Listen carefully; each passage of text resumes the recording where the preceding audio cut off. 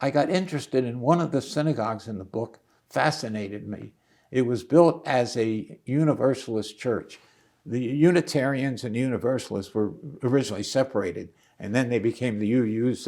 They got together.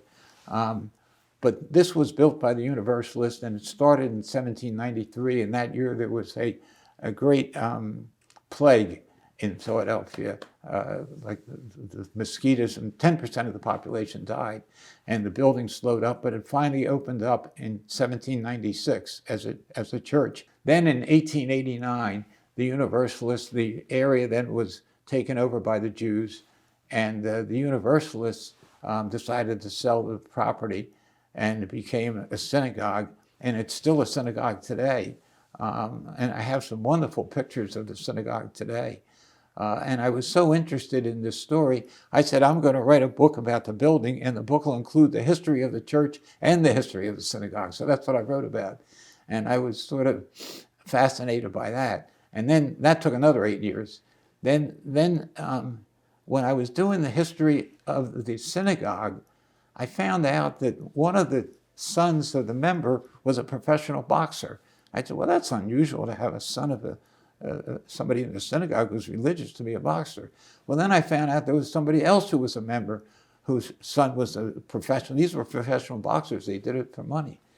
And then I found out that the biggest boxing manager in Philadelphia, who was very well known at that time, his father and mother were very active at the synagogue.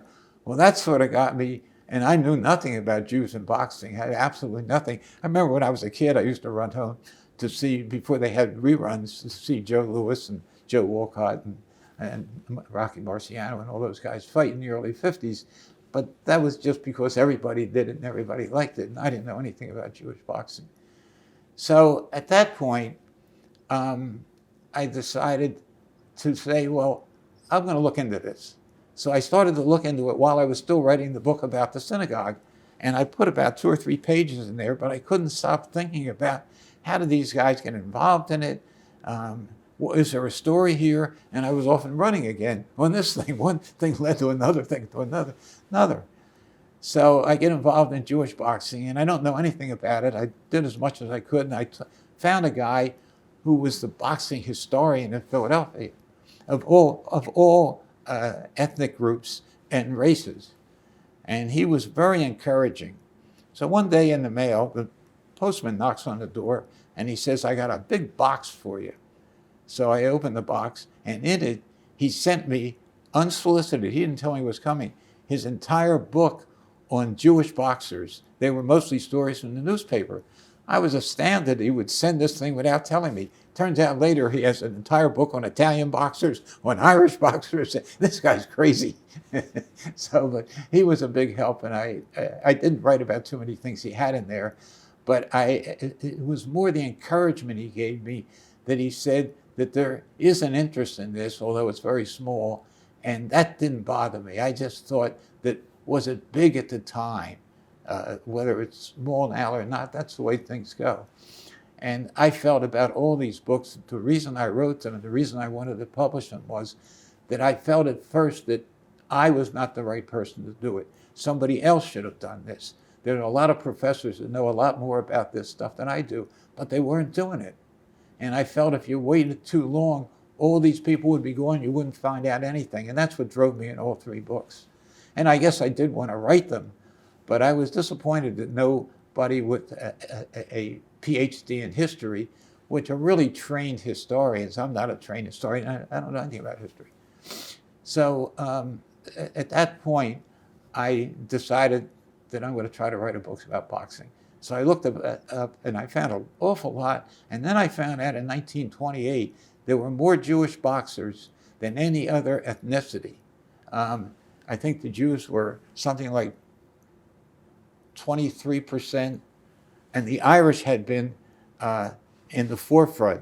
But when the Jews came in the United States, they were very poor. It turned out to be like today, it's the Mexicans, and the blacks have always been in it, but the blacks were held back during the 1920s after Wilson became president.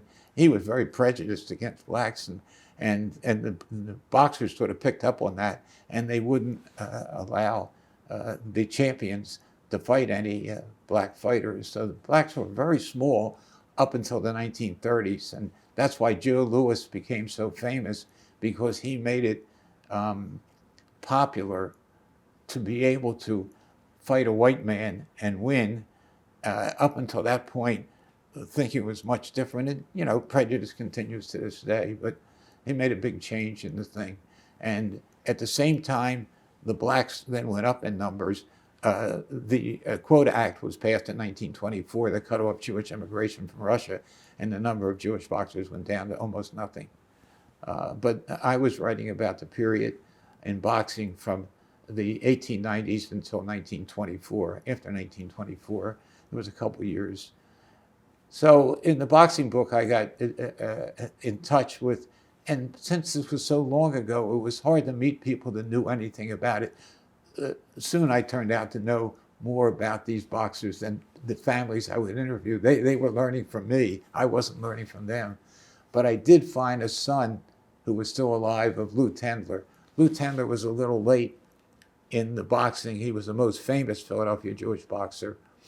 And I met his son. His son was then 86. His son, I published a book in 2016, and he lived about another 6 months, and he lived long enough for his son to read him a lot of the book. And his son told Ruth and I, we were invited down to Atlantic City for dinner, that he really enjoyed the book. And that's what really made me happy, is that he could, see the book in print.